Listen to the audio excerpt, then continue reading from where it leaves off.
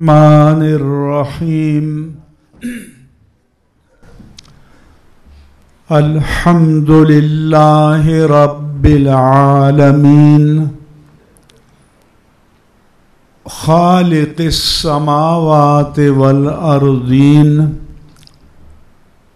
الصلاة والسلام علی رحمت للعالمین خاتم الانبیاء والمرسلین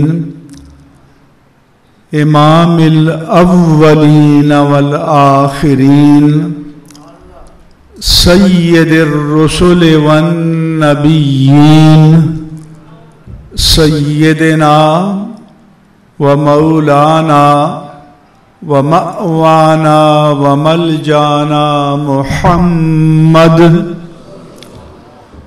وعلى آلہ الطیبین الطاہرین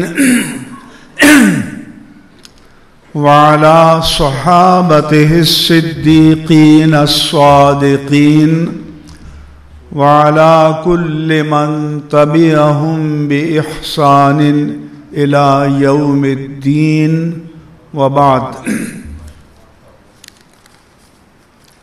حضرت محترم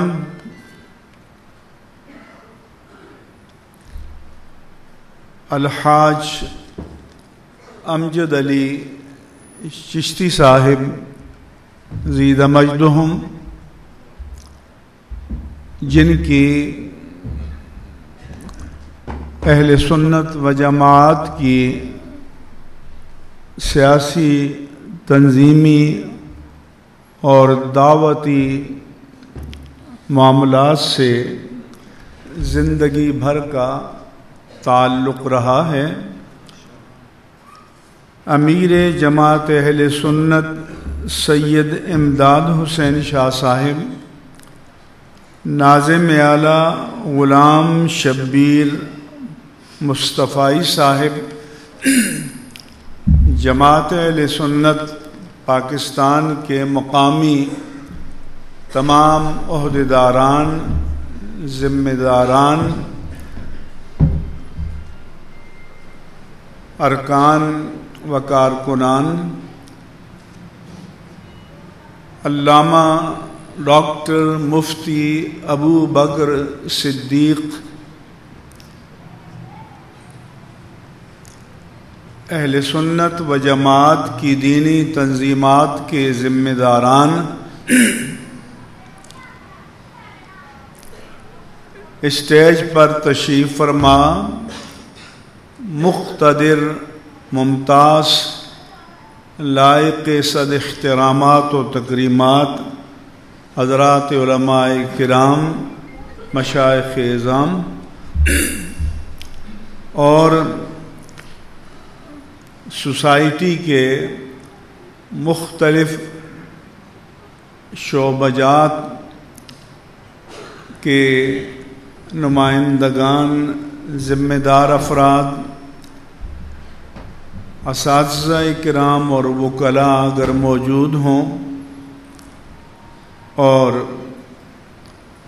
میرے دینی بھائیوں، السلام علیکم ورحمۃ اللہ وبرکاتہ۔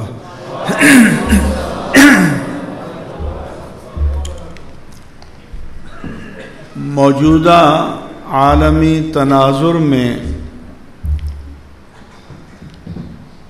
امت مسلمہ اور پاکستان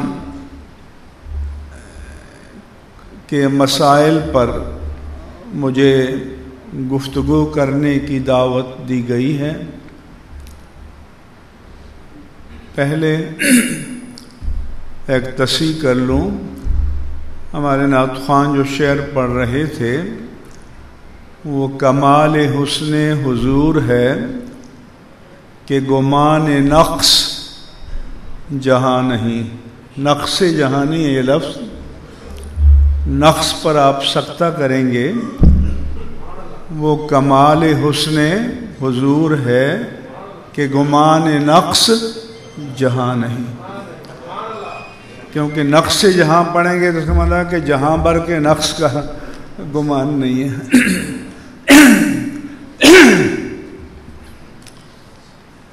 پہلے تو آپ کو یہ بتا دوں کہ دین اسلام کا آغاز ہمارے آقا و مولا پر غار حرا میں پہلی وحی کے نزول سے یا آپ کے اعلان نبوت سے نہیں ہوا، بلکہ دین اسلام آدم علیہ السلام سے چلا آ رہا ہے۔ یہ ایک کنٹینیوٹی ہے، ایک تسلسل ہے، ایک ارتباط ہے۔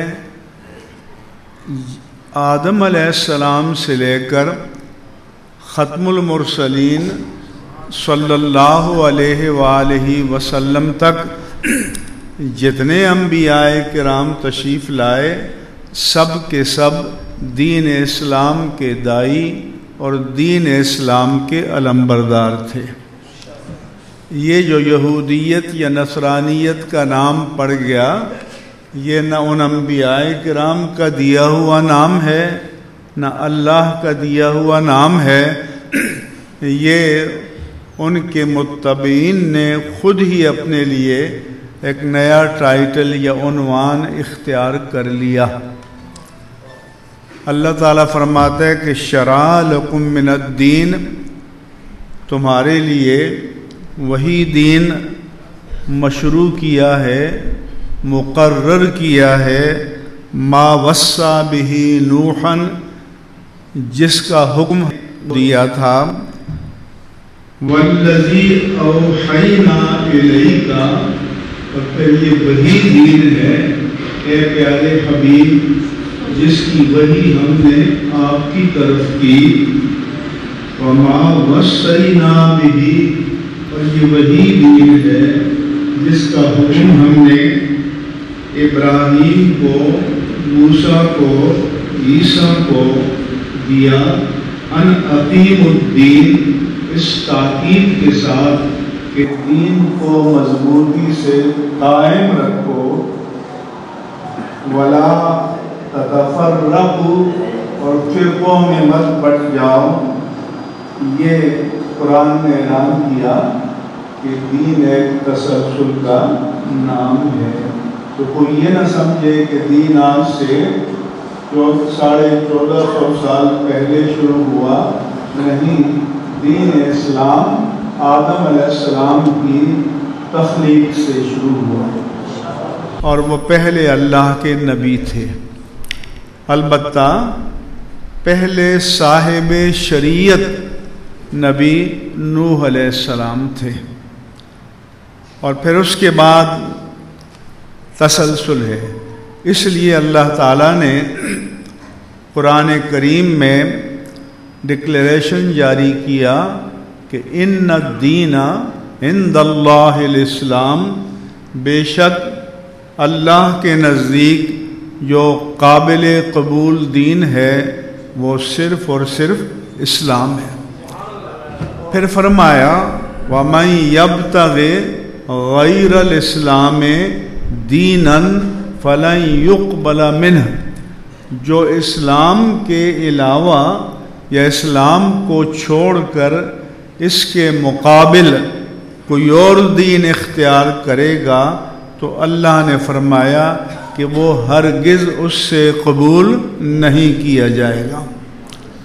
پھر یہ بھی میرے رب نے فرمایا کہ هو سماکم المسلمین من قبل وفی ھذا، اس اللہ نے تمہارا نام مسلم رکھا ہے پہلی شریعتوں میں بھی، اور اس شریعت میں بھی تمہارا نام مسلم ہے۔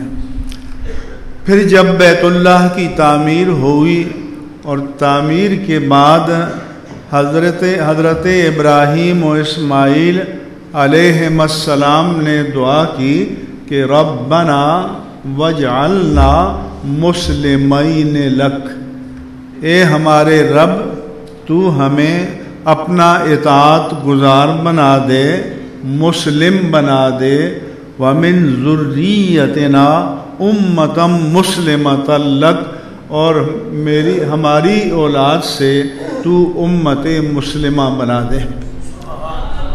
لہذا اسلام تسلسل کا نام ہے، دین تسلسل کا نام ہے۔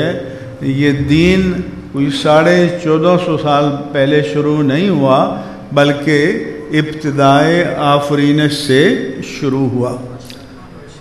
انبیاء کرام کی قطعی تعداد نہ تو اللہ تعالیٰ نے قرآن مجید کی کسی آیت میں بتائی ہے، نہ اللہ کے رسول نے کسی حدیث صحیح صریح میں بتائی ہے۔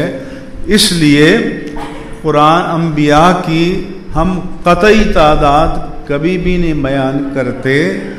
ابھی ایک لیڈر نے کہا کہ 1,40,000 نبی آئے تھے خان صاحب نے، تو یہ کسی روایت میں نہیں ہے، اگر ہے تو مرزا غلام قادیانی کی کتاب میں ہے۔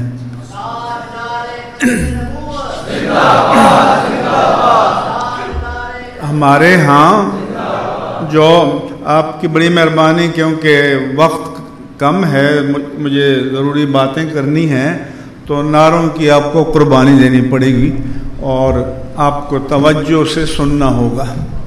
نہ آپ سے داد چاہیے، نہ تحسین چاہیے، نہ واہ واہ، نہ سبحان اللہ، آپ کی توجہ چاہیے۔ بعض روایات میں آیا کہ 1,24,000 انبیاء آئے، لیکن وہ بھی ہم قطعیت کے ساتھ نہیں بیان کرتے، کہتے ہیں 1,24,000 یا کم یا بیش، جو بھی اللہ کے علم میں، اللہ کے علم پر تفویض کرتے ہیں، تعداد کو متعین نہیں کرتے۔ صدر الشریعہ علامہ امجد علی اعظمی رحمہ اللہ تعالی نے لکھا کہ اگر کوئی قطعیت کے ساتھ کہہ دے کہ 1,24,000 انبیاء کرام آئے اور در حقیقت ایک نبی بھی کم ہو، تو آپ نے ایک غیر نبی کو نبی بنا دیا۔ اور اگر آپ نے قطعیت کے ساتھ 1,24,000 انبیاء بتا دیے اور در حقیقت ایک نبی بھی زائد ہے، تو آپ نے ایک نبی کی نبوت کا انکار کر دیا، اور دونوں صورتیں کفر ہیں۔ اس لیے انبیاء کرام کی تعداد قطعیت کے ساتھ بیان نہیں کی جائے گی۔ البتہ قرآن مجید میں 26 انبیاء نام آئے ہیں، ان پر مشخص طور پر اور تعیین کے ساتھ ایک ایک کر کے ایمان لانا فرض عین ہے۔ لیکن اس کے علاوہ ہم اجمالی ایمان لاتے ہیں کہ کل آمن باللہ وملائکتہ وکتبہ ورسلہ، کہ ہم ان تمام رسولوں کو مانتے ہیں کہ جنہیں مختلف ادوار میں اللہ تبارک و تعالی نے نبی اور رسول بنا کر بھیجا۔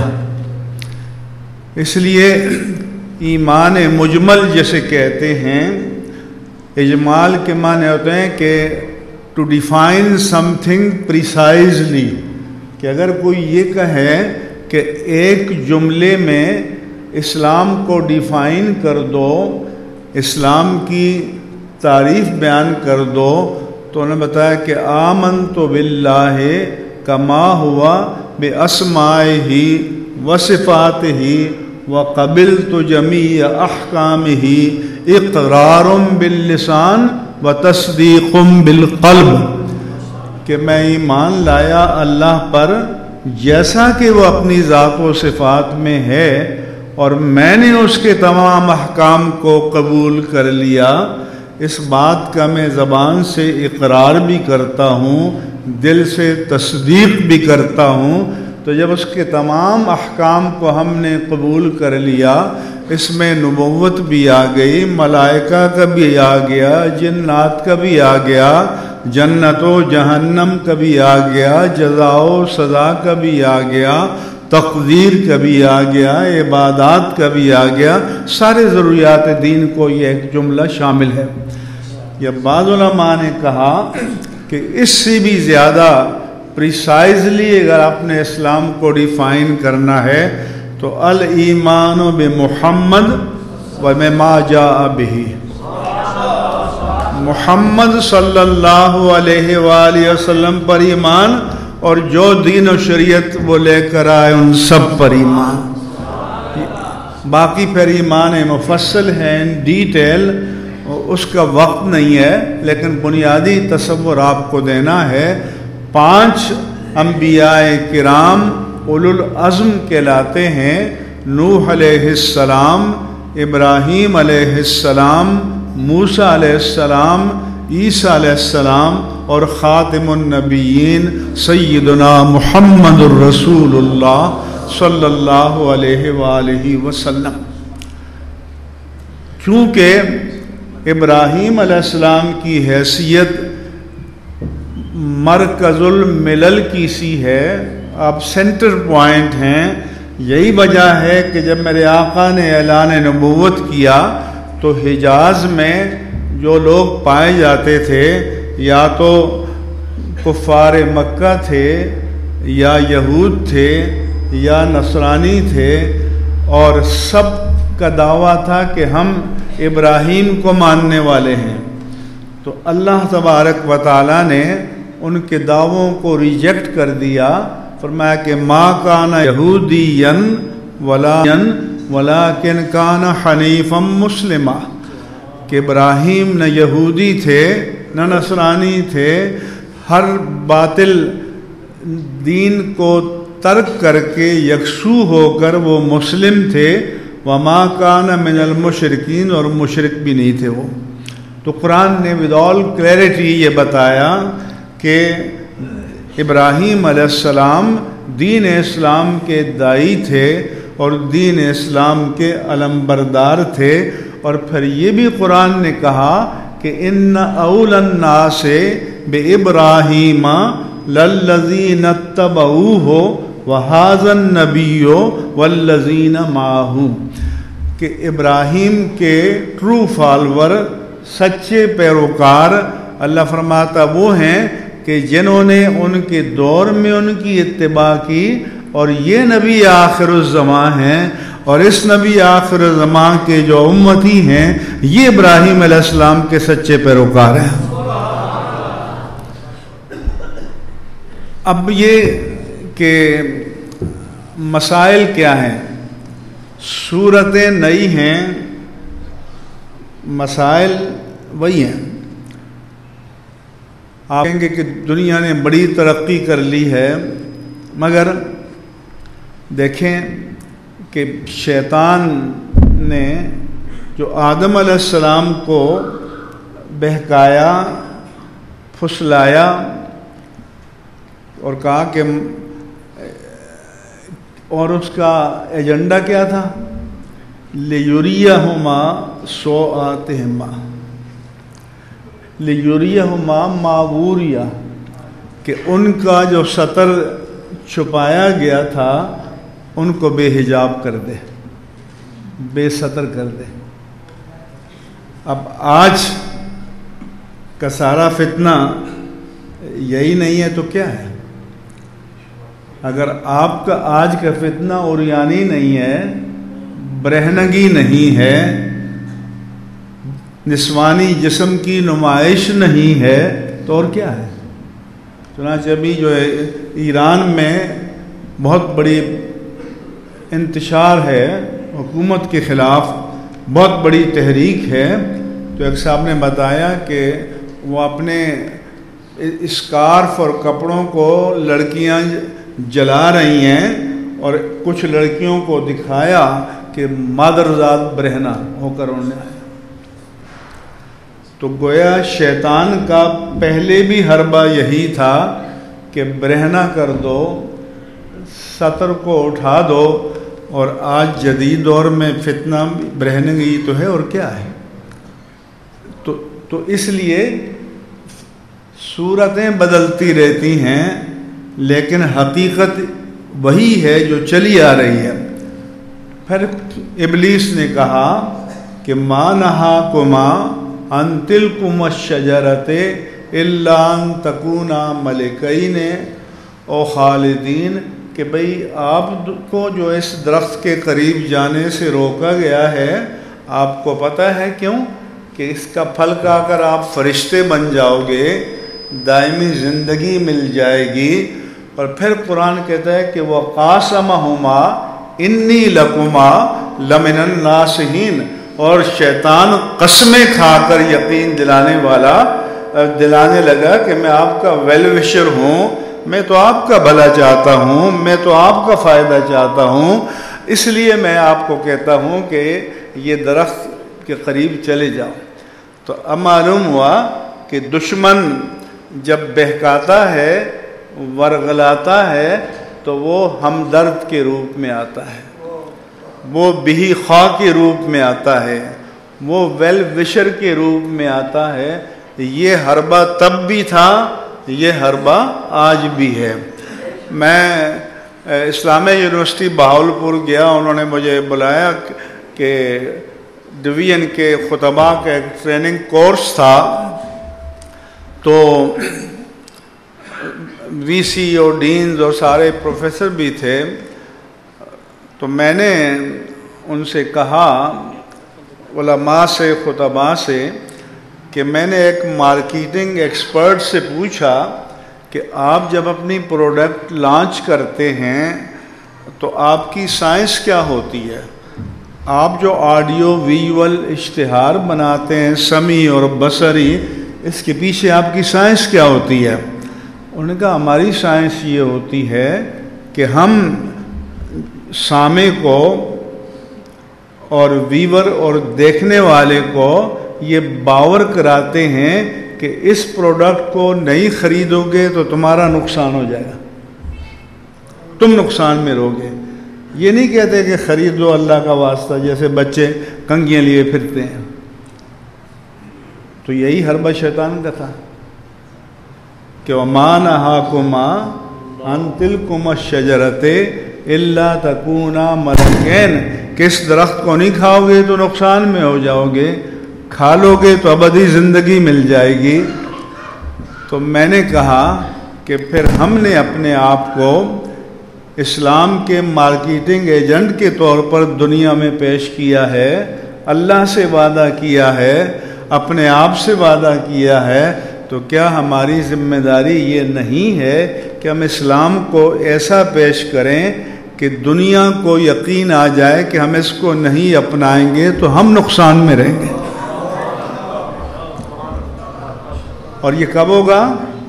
کہ جب ہمارے دامن پہ داغ نہ ہو، ہمارے دامن پہ دبا نہ ہو، اور اگر ہمارے دامن پہ داغ ہے تو جو مخالف ہے وہ اس داغ کو ہماری ذات کی طرف نہیں، وہ اسلام کی طرف منسوب کرے گا۔ تو اب سوچیں کہ ہماری ذمہ داری کیا ہے کہ لوگ، کیوں کہ اسلام کسی مجرد چیز کا نام تو ہے نہیں ہے، کوئی ایبسٹریکٹ چیز نہیں ہے کہیں جی حضور والا یہ دیکھ لیجئے۔ اگر ایسا ہوتا بھی ایک خوبصورت ماڈل بنا کر رکھ دیتے اور جو اسلام کے لیے جاننے آتا تو حضرت آتے کہ آئیے دیکھ لیجئے۔ اسلام عارض ہے، اسلام جہاں بھی پایا جائے گا مسلم کے وجود کے ساتھ پایا جائے گا، وجود سے باہر نہیں پایا جائے گا۔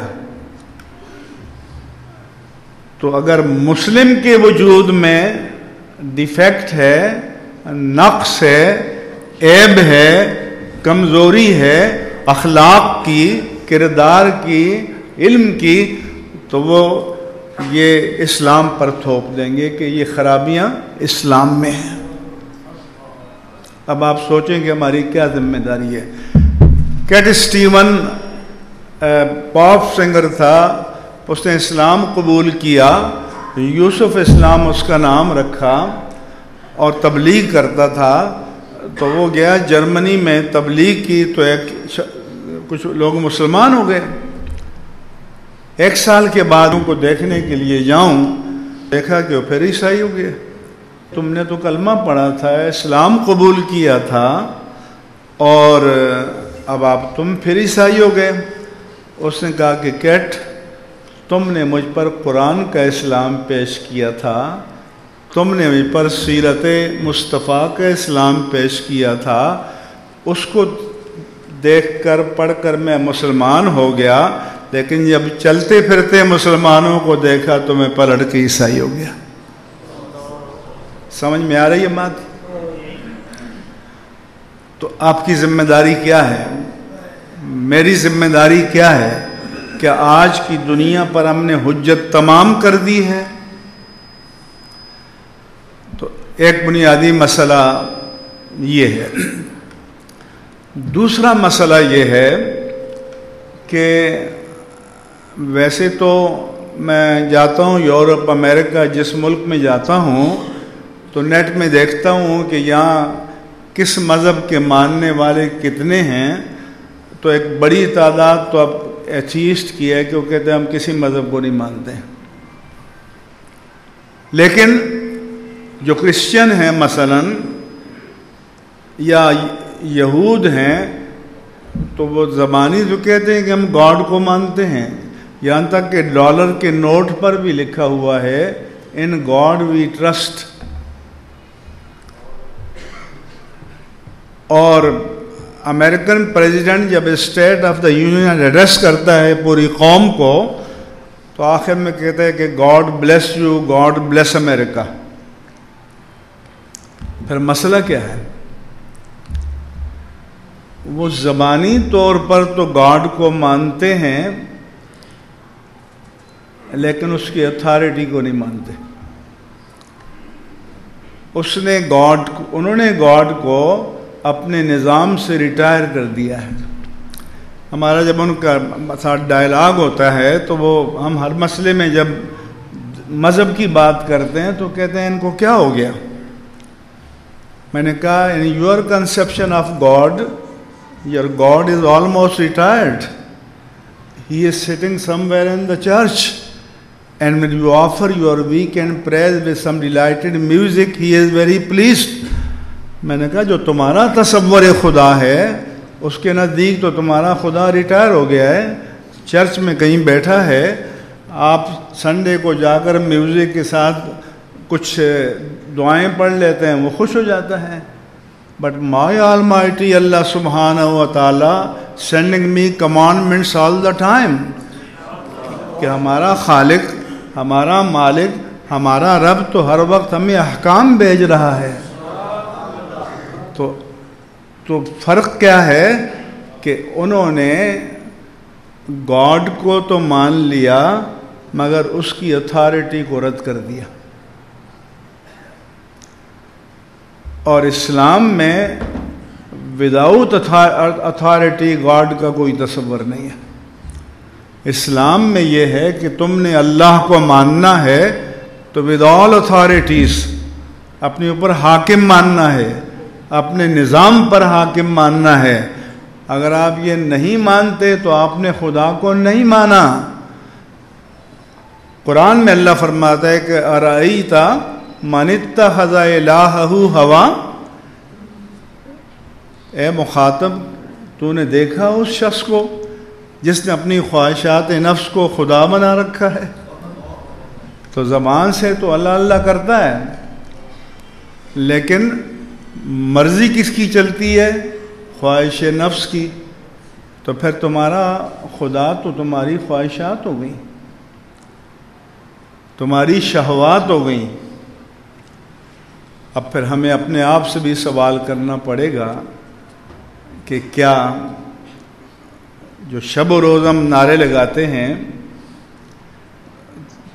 تو یہ نعرے میں کہتا ہوں کہ پاکستانی مسلمانوں نے اتنے نعرے لگائے ہیں، بلکہ جب ہم طالب علم تھے لاہور میں تو کبھی موچی دروازے کے باہر جلسہ ہوتا، نعرے لگتے تو وہ اسٹیج سے کہتے کہ زور سے نعرہ لگاؤ تاکہ دہلی کا لال قلعہ ہل جائے، اور ہم بھی سینے کو سکیڑ کر زور سے نعرے لگاتے کہ واقعی ایسا ہو جائے گا، لیکن جب ہوش آیا تو لال قلعہ تو کیا ہلتا، آدھا پاکستان چلا گیا۔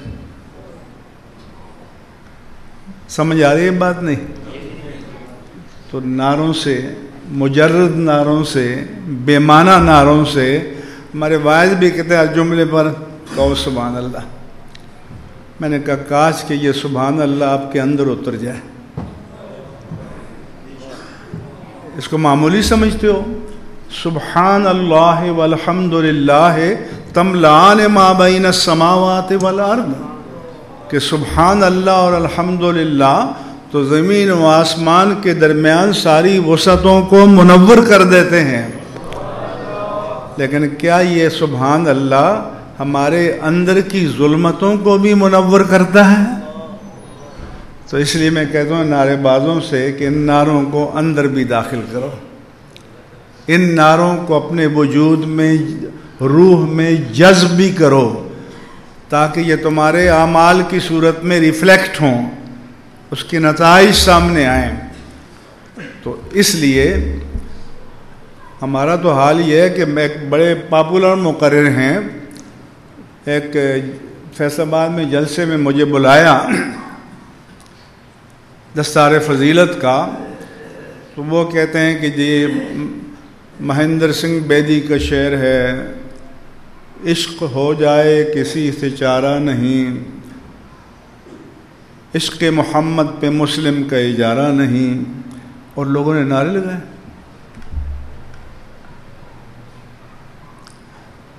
میں نے کہا حضور تھوڑا رک جائیں، ان کو غصہ بھی بہت آیا کیونکہ مارکیٹ بن رہی تھی۔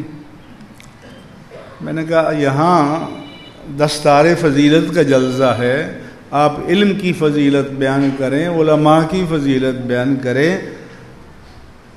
اگر آپ بیدی کی شعر پر داد دے رہے ہیں تو اس کا مطلب یہ ہے کہ ایمان کے بغیر بھی عشق مصطفیٰ ہو سکتا ہے۔ سمجھ آ رہی ہے؟ ایسا بھی کوئی عشق مصطفیٰ ہے کہ جس میں مصطفیٰ پر ایمان نہ ہو؟ تو ہم ان چیزوں پر خوش ہوتے ہیں۔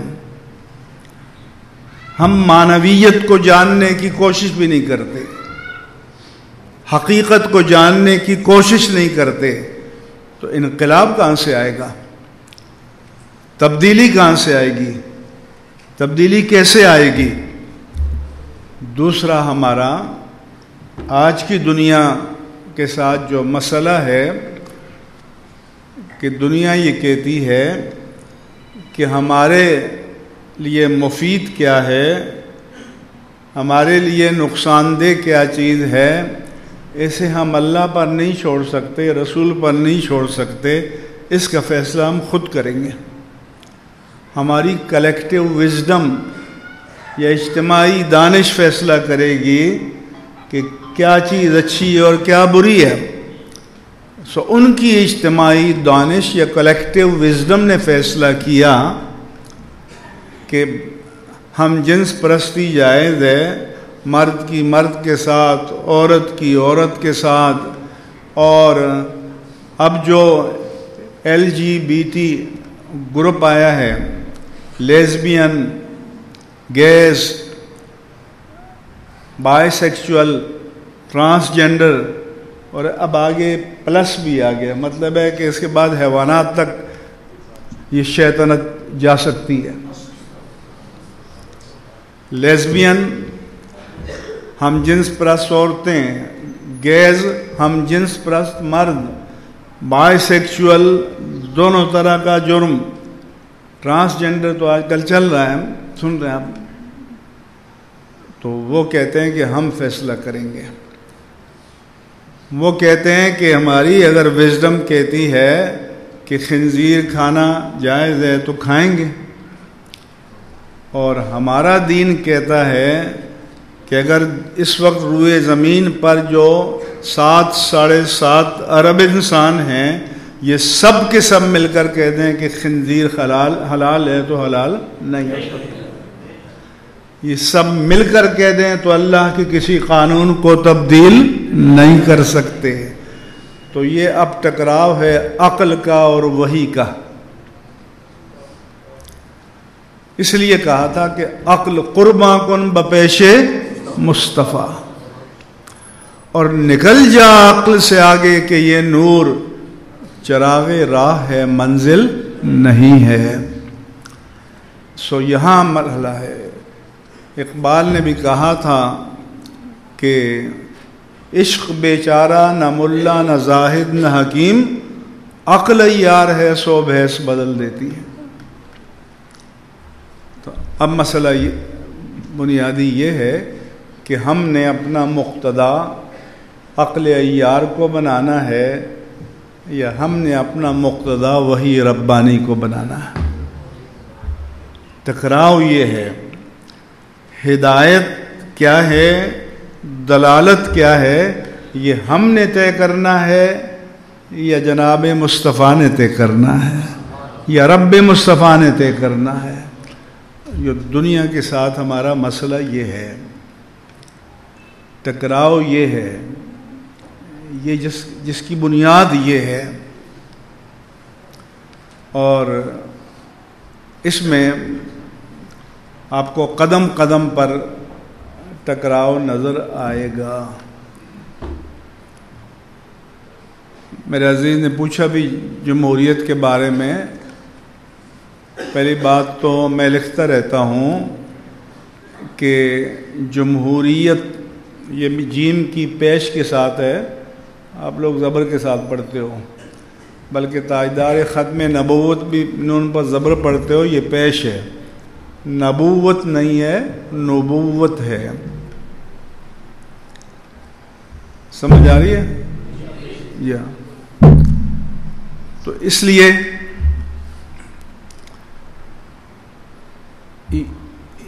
یہ جمہوریت اپنی روح میں سیکولر ہے.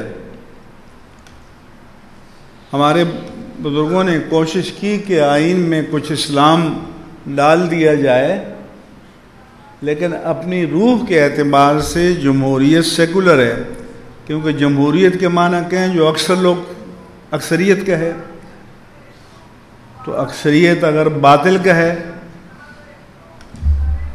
تو اگر 10,000 کی اکثریت ایک طرف ہو لیکن باطل پر ہے اور ایک کلمہ حق کہنے والا ایک طرف ہو تو وہ حق ہوگا، اکثریت حق نہیں ہوگی.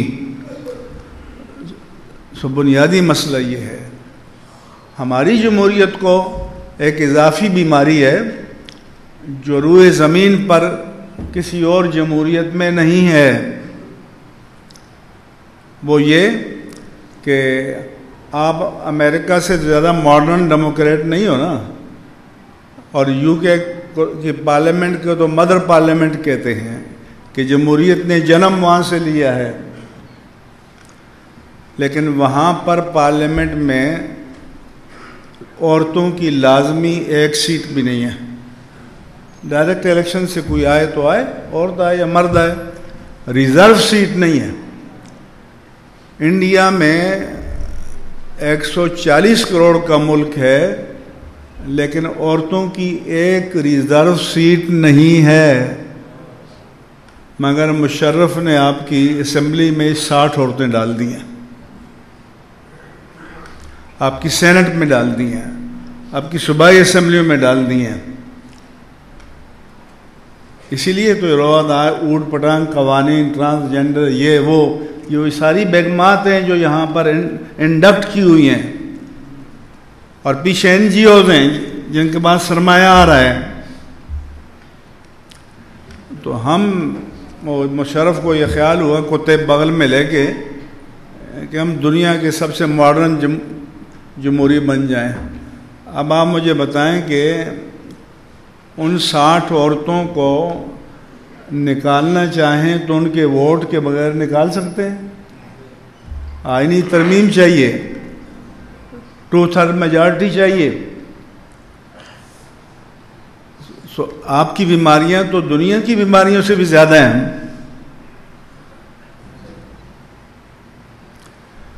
ہمارے آئین کی دوسری ترمیم میں عقیدہ ختم نبوت کو تحفظ دیا گیا ہے، اور اس میں الحمدللہ قائد ملت اسلامیہ، قائد اہل سنت علامہ شاہ احمد نورانی صدیقی رحمہ اللہ تعالیٰ کا بڑا کام ہے۔ کچھ لوگوں نے یہ لکھ دیا تھا کہ مفتی محمود نے قرارداد پیش کی۔ ہم نے کہا یار تاریخ کارخانوں میں نہیں بنتی، قومی اسمبلی کا ریکارڈ موجود ہے۔ اہل سنت کو فخر کرنا چاہیے کہ ارتداد قادیانیت کی قرارداد پیش کرنے والا ایک شخص تھا، اور اس کا نام تھا شاہ احمد نورانی صدیقی رحمہ اللہ تعالی۔ باقی سارے سیکنڈر تھے، تائید کرنے والے تھے، اور اس وقت دو علماء مولانا غلام غوث ہزاروی اور مولانا عبدالحکیم، انہوں نے تائید بھی نہیں کی تھی JUI کے، بعد میں بحث میں حصہ لیا۔ لیکن اب سنی اپنی تاریخ اگر مرتب کریں تو دنیا کو پتہ چلے۔ لیکن ابھی مشن مکمل نہیں ہے۔ صرف صدر پاکستان اور وزیر اعظم پاکستان کے حلف نامے میں اقرار ختم نبوت اور ارتداد قادیانیت شامل ہے۔ اس لیے خان صاحب خاتم النبیین نہیں پڑھ پا رہے تھے، آپ سب کو پتہ ہے۔ لیکن جو ہمارا کانسٹیٹیوشن ہے اس کی انیکسی ہوتی ہے ضمیمہ۔ اس ضمیمے میں جتنے ریاستی مناصب ہیں ان کا اوتھ لکھا ہوتا ہے۔ حلف نامہ کیسے لیں گے؟ تو گورنر کے حلف ناموں میں، فیڈرل کیبنٹ کے حلف ناموں میں، پروونشل کیبنٹ کے حلف ناموں میں، پورے پارلیمنٹرین کے حلف ناموں میں، سینٹ کے حلف نامے میں، سپیریئر عدالتوں کے ججوں کے حلف نامے میں، مسلح افواج کے سربراہان کے حلف نامے میں یہ ارتداد قادیانیت اور عقیدہ ختم نبوت کا اقرار شامل نہیں ہے۔ تو اگر کوئی یہ سمجھتا ہے کہ یہ کام مکمل ہو چکا ہے تو آپ کے حصے کا کام باقی ہے۔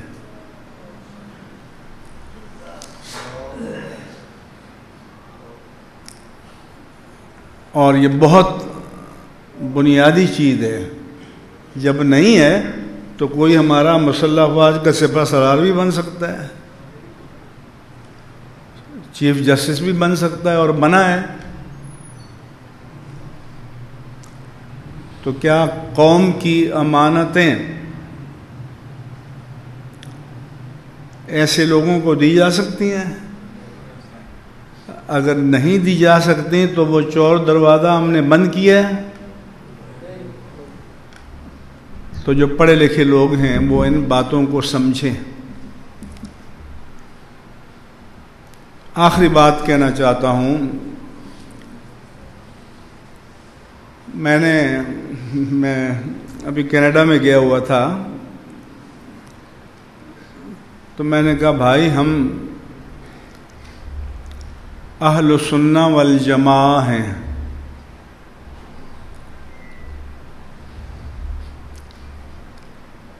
کیونکہ اس خطے کے لیے الگ نبی تو نہیں آیا نا۔ ہم اس نبی عربی کے امتی اور غلام ہیں جن کی امت ساری دنیا میں ہے۔ تو ہمارا عنوان وہ ہونا چاہیے جو ساری دنیا میں ہے، یا الگ ہونا چاہیے؟ تو ہمارے ایک بزرگ ہیں یہاں قریب گجرات میں، چھری کانٹے تیز رکھتے ہیں، گن ان کی لوڈڈ ہوتی ہے، کسی سنی پر اگر موقع ملے تو فائر کھول دیتے ہیں کہ یہ کیسے کہہ دیا ہم بریلوی نہیں ہیں۔ لبرل تو یہ کہتے ہیں کہ بھائی تم مسلمان ہو یا سنی ہو یا اہل سنت ہو، وہ لوگوں کو ایسے گمراہ کرتے ہیں. تو اس لیے میں لکھتا رہتا ہوں کہ اہل السنہ والجماعہ اسلام کے مقابل نہیں ہے، اسلام کا ٹرو انٹرپریٹیشن ہے، اسلام کی صحیح تعبیر ہے. جب ایک سے زیادہ انٹرپریٹیشنز ہو جائیں تو پھر ضرورت ہوتی ہے کہ صحیح تعبیر کو لایا جائے.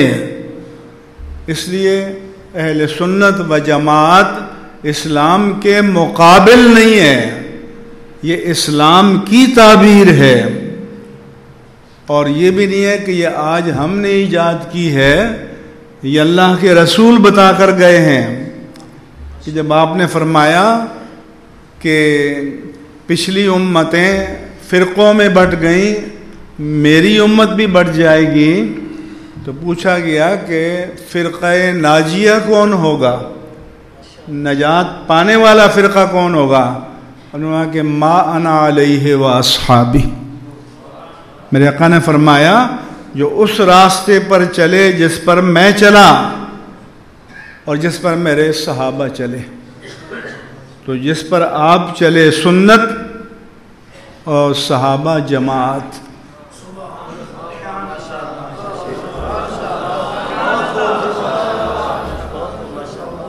فنحن اہل السنت والجماعہ، ہم اسلام کی صحیح تعبیر ہیں. یہ نام اللہ کے رسول نے دیا ہے اور قرآن نے دیا ہے. وَمَن يُشَاقِقِ الرَّسُولَ مِن بَعْدِ مَا تَبَيَّنَ لَهُ الْهُدَى وَيَتَّبِعْ غَيْرَ سَبِيلِ الْمُؤْمِنِينَ نُوَلِّهِ مَا تَوَلَّى وَنُصْلِهِ جَهَنَّمَ وَسَاءَتْ مَصِيرًا. فرمایا کہ جو رسول سے اختلاف کرے گا، یشاقق کا لفظ ہے، شق کے معنی آتے ہیں نا پھاڑ دینا. اقتربت الساعۃ وانشق القمر. اور جو رسول سے اختلاف کرے گا تو رسول سنت، وَيَتَّبِعْ غَيْرَ سَبِيلِ الْمُؤْمِنِينَ، اور مومنوں اور جماعت کی راہ کو چھوڑ کر الگ راہ اختیار کرے گا تو نُوَلِّهِ مَا تَوَلَّى، ہم اس کو اس کے حال پر چھوڑ دیں گے، اس کو جہنم میں جھونک دیں گے اور بدترین ٹھکانہ ہے. اس آیت کی تعبیر ہے اہل السنہ والجماعہ. اور سنت کے معنی ہے الطریقۃ المسلوکۃ فی الدین. اس لیے سنت اور حدیث میں فرق ہے. چیچنیا میں ایک کانفرنس ہوئی کہ من هو اہل السنۃ والجماعہ. ہمارے لوگ تو پڑھتے نہیں، اپنی دنیا میں مست رہتے ہیں نا، ادھر نعرے وارے لگتے ہیں. مجھے پتہ چلا، میں نے ساری اس کی پروسیڈنگ نکالی تو میں نے لکھا، کالم لکھا. تو اہل حدیثوں کا مجھے ٹیلی فون آیا کہ جی آپ نے یہ کیا کر دیا، ہم بھی اہل سنت ہیں. میں نے کہا حضور آج تک تو آپ نے اپنے آپ کو اہل سنت نہیں کہا.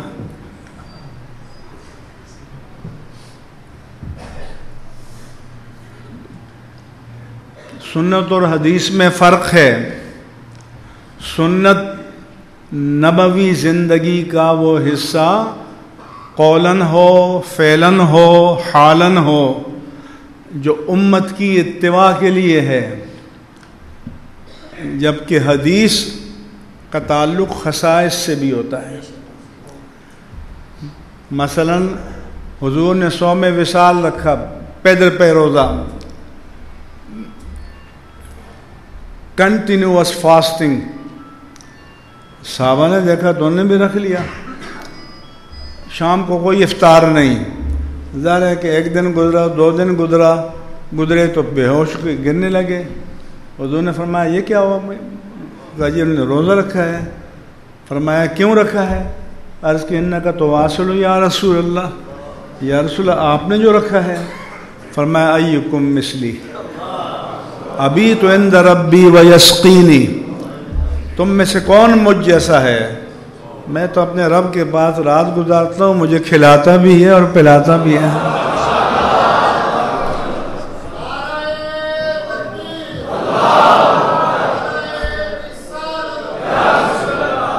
اب یہ سنت ہے، یہ حدیث ہے، فعل رسول ہے، لیکن سنت نہیں ہے۔ سنت وہ ہے جو امت کی اتباع کے لیے ہو۔ ٹائم نہیں ہے میں کئی مثالیں پیش کروں، تو بتانا یہ چاہتا ہوں کہ ہم اہل السنہ والجماعہ ہیں۔ میں نے یہ بتایا تاکہ ہمارے لوگ باہر جائیں تو یہ نہ ہو کہ ہماری مسجد الگ، اپنے میں سے جو باہر جاتے ہیں آپ دیکھتے ہیں، تو حضور کی امتی تو ہر جگہ ہے، پوری کائنات میں۔ تو حضرت نے فرمایا کہ یہ انہوں نے بڑا غلط کام کر دیا ہے، تو پھر میں نے ابھی اس پر تفصیل سے لکھا ہے۔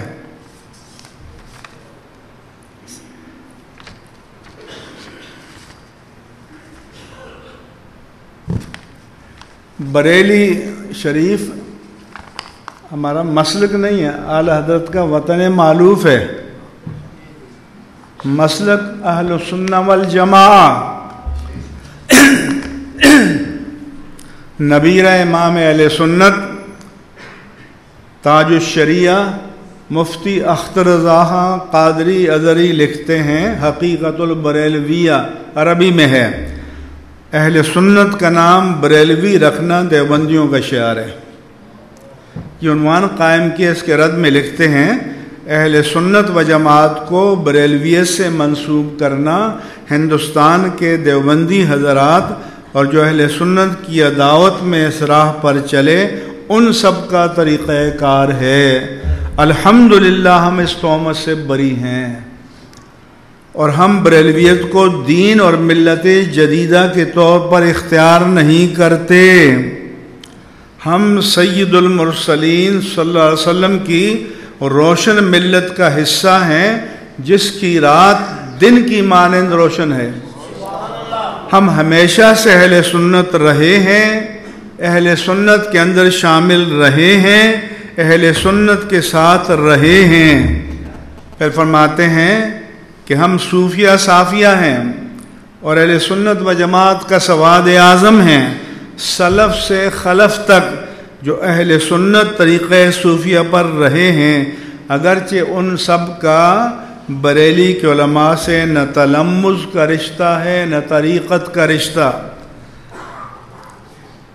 بس انہوں نے امام اہل سنت امام احمد رضا قادری بریلوی کی طرف منسوب کر کے بریلوی رکھ دیا۔ سمجھ میں آ رہی ہے بات؟ اس لیے اور خود امام اہل سنت لکھتے ہیں، پیچھے لکھا، وہ لکھتے ہیں کہ اس فقیر بندے عبد المصطفیٰ عرف احمد رضا، بتا دیں اصل میں تو میں عبد مصطفیٰ ہوں، نام عرف احمد رضا، دین کے اعتبار سے محمدی، عقیدے کے اعتبار سے سنی اور مذہباً حنفی ہے، اور قادری انتساب ہے، اور ارادتاً برکاتی مرید ماررہ شریف کے، اور مسکنن بریلوی، وطن بریلوی ہے، مسلکن نہیں کہا، مسکنن بریلوی، اور مدفن کے اعتبار سے انشاءاللہ بقی پاک والا، اور اللہ کی رحمت سے مقام ابدی بہشتی فردوسی۔ یہ جو اعلیٰ حضرت نے کہا کہ مدفنن بقی والا، میں نے بعض جگہ پڑھا تھا کہ کسی نے خواب دیکھا کہ جنت البقیع کی قبروں کو کھودا جا رہا ہے، پوچھا کیا؟ تو کہا کہ جو یہاں دفن ہیں لیکن اس کے اہل نہیں ہیں، ان کو شفٹ کیا جا رہا ہے، اور جو کہیں اور دفن ہے اور اس کے اہل ان کو یہاں لایا جا رہا ہے۔ سمجھ آ رہی ہے باتیں میری کہ نہیں آ رہی؟ جی اسی طرح سے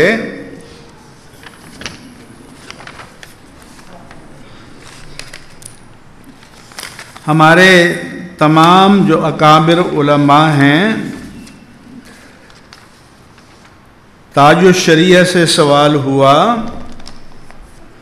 بعض پاکستان میں بعض لوگ اپنے آپ کو بریلوی کہتے ہیں اور بعض دیوبندی، کیا یہ اچھی بات ہے؟ نے فرمایا بریلوی کوئی مسلک نہیں ہے،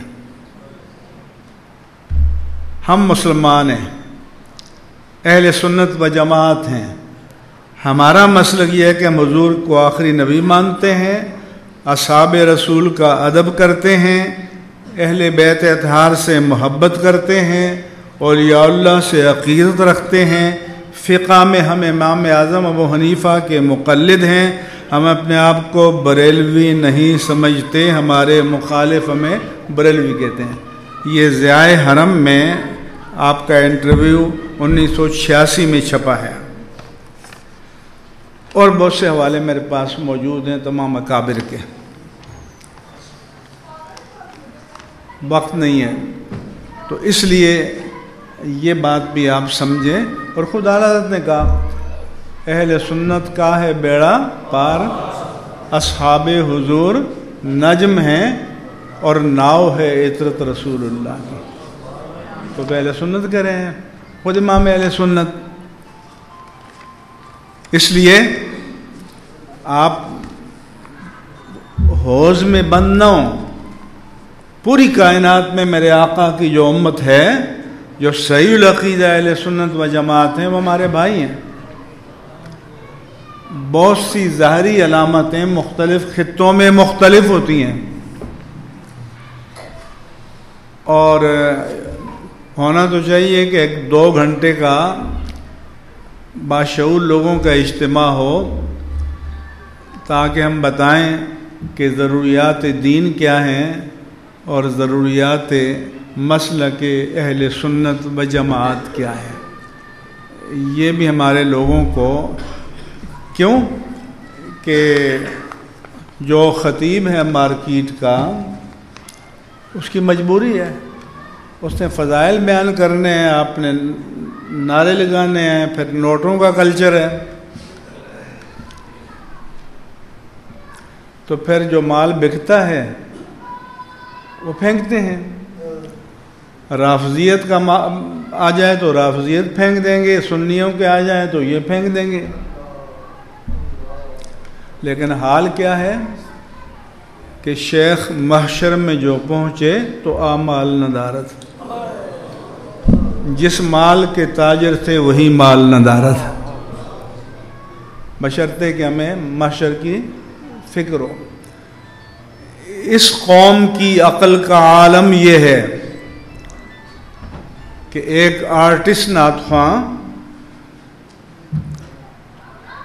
جس کا گلا اچھا ہے 5-10 نعتیں یاد کر لے تو ایک رات میں لاکھوں روپے، ہزارہا روپے دیتے ہیں۔ اچھا، یہ دنیا کے اعتبار سے آپ کی کھوپڑی خوب کام کرتی ہے۔ 5 مرلے کا پلاٹ لینا ہو، اس پورے مجمع میں ایک بندہ نہیں ملے گا جو یہ کہہ سکے کہ میں پہلی دکان پر ڈھیر ہو گیا تھا۔ درجنوں ماہرین سے پوچھے گا کہ اس کی مارکیٹ ویلیو کیا ہے، ریٹرن کیا ملے گا، نفع کیا ہوگا، تو 5 مرلے کا دنیا میں پلاٹ لینا ہو تو 25 ماہرین سے پوچھو، اور جنت میں محل لینا ہو تو کسی سے نہ پوچھو۔ اللہ کے رسول سے تو پوچھ لو۔ دنیا میں ہمارا مقابلہ قوالیوں اور نعتخوانیوں میں نہیں ہے، علم کے میدان میں ہے۔ اور یہ قوم جو آرٹسٹ نعتخوانوں کو ایک رات میں ہزاروں لاکھوں روپے دے، اور جو مسند پر بیٹھ کر پورا مہینہ اللہ کے کلام کی تفسیر بیان کرے، اللہ کے رسول کی حدیث بیان کرے، اس کو کچھ نہیں ہے۔ یہ عشق مصطفیٰ ہے، یہ محبت مصطفیٰ ہے۔ اگر محبت مصطفیٰ ہے تو خادم حدیث کی خدمت کرو، خادم قرآن کی خدمت کرو۔ تو اس لیے اس میں تاجر بھی شامل ہیں۔ کیوں کہ بعض پیسے والے پھولا ہوتا ہے نا۔ میں گیا شیخوپورہ میں کہ فلاں چودھری صاحب نے جو ہے وہ 10 ٹکٹ ہیں عمرے کے کیے ہیں اور قرآن دازی ہوگی۔ میں نے کہا چودھری صاحب اللہ نے یہ ڈیوٹی نہیں لگائی آپ کی اور ہماری کہ ہر ایک کو عمرہ کراؤ، یہ ضرور لگائی ہے کہ ہر ایک کو اچھا مسلمان بناؤ۔ تو کیا یہ پیسے آپ کسی ادارے میں 10 علماء کا خرچ نہیں اٹھا سکتے تھے؟ 10 حفاظ اور قراء کا خرچ نہیں اٹھا سکتے تھے جو آگے چل کے دین کی خدمت کرتا؟ اس کو بھی شوشہ چاہیے، دکھاوا چاہیے۔ یہ مووی بنتی ہے تو کچھ لوگ نئے بنڈل لے کر آتے ہیں، پھینکتے ہیں۔ کس کو دکھا رہے ہو؟ اگر تم اللہ کی رضا کے لیے کر رہے ہو تو اس کو پتہ نہیں ہے۔ اس لیے اہل سنت کا المیہ یہ ہے کہ آپ نے آج تک دین کی ترجیحات کا تعین نہیں کیا۔ جو تمہارا امام ہے، جو تمہارا خطیب ہے، جتنی ایک رات میں ناخواں کو دو اتنا اس کو مہینے میں نہ دو، بلکہ بعض صورتوں میں سال میں نہ دو، تو پوچھا نہیں جائے گا تم سے۔ ایک ایک چیز کا حساب ہوگا۔ میرے آقا پوچھیں گے کہ میرے دین کی حفاظت کون کر رہا تھا؟ کسی فرنٹ کے مورچے میں ان کو دیکھا آپ نے؟ اس لیے میں کبھی کبھی کہا کرتا ہوں کہ کربلا کے سوداگر بھی بہت دیکھے ہیں، خون حسین کے تاجر بھی بہت دیکھے ہیں، لیکن اس دور میں اپنی کربلا سجانے والا ایک ہی خادم حسین رضوی دیکھا ہے۔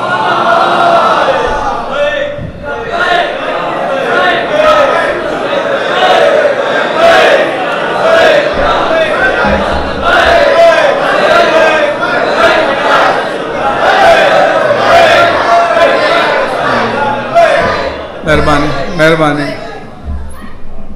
مجھے چونکہ جانا ہے، فلائٹ بھی ہے میری، تو آج اسی پر اکتفا کرتا ہوں۔ اللہ تبارک و تعالی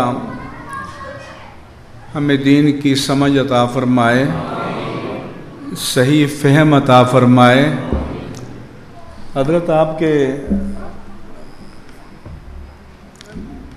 شیخ اور ہمارے بہت بزرگ، انہوں نے بھی لکھا ہے کہ ہم اہل سنت و جماعت۔ اب آج کل تو یہ ہے کہ جس کے نام کے آگے سید ہو نا تو سید السادات، فخر السادات، امام السادات، چاہے نوجوان ہو۔ آپ نے کبھی غزالی زمان رازی دوران کا اعلان کرتے ہوئے سید السادات سنے؟ فخر السادات سنے؟ امام السادات سنے؟ وہ علم کی طاقت پر کھڑے تھے۔ سید احمد ابو البرکات، ان کو کسی نے سید السادات سنا ہے؟ فقیہ اعظم تھے، علم کی طاقت پر کھڑے تھے۔ سردار فیض الحسن شاہ صاحب بے مثال خطیب تھے۔ میں نے کبھی نہیں سنا کہ سید السادات، فخر السادات، امام السادات ابو الکلام تھے اور علم کی طاقت پر کھڑے تھے۔ تو آپ نے علم کی تکریم چھوڑ دی۔ امام اہل سنت نے لکھا ہے کہ کوئی صحابی ہے تو اس کے نام کی وجہ سے ہم اس کی قدر نہیں کرتے، اہل بیت ہے تو اس کے نام کی وجہ سے قدر نہیں کرتے، نسبت مصطفیٰ کی وجہ سے قدر کرتے ہیں۔ تو پھر نسبت مصطفیٰ کی لاج بھی تو رکھنی چاہیے نا۔ اس لیے میں علماء سے کہتا ہوں کہ حوصلہ کرو اور ممبروں سے حق بیان کرو۔ کسی کی پرواہ نہیں کرو. اور میں عاجز آدمی ہوں، میرا تجربہ ہے، آپ کو یقین دلاتا ہوں کہ جو دین کے ساتھ کھڑا ہوگا دین اس کو کبھی گرنے نہیں دے گا. وَمَا عَلَيَّ إِلَّا الْبَلَاغُ الْمُبِينُ.